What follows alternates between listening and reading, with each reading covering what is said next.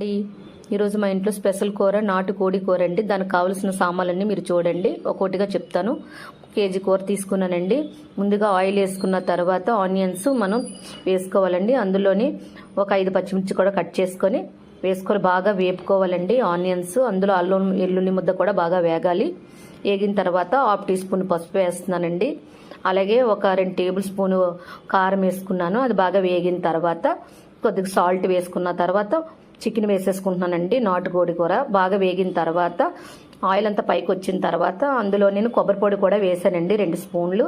ఇప్పుడు కొద్దిగా పెరుగు 2 స్పూన్లు వేసుకొని అందులోని 1 టేబుల్ స్పూను మసాలా పొడి, ధనియాల పొడి కూడా వేసుకోవాలండి. బాగా కలిపిన తర్వాత 2 గ్లాసులు వాటర్ వేసుకొని బాగా మగ్గించుకోవాలండి.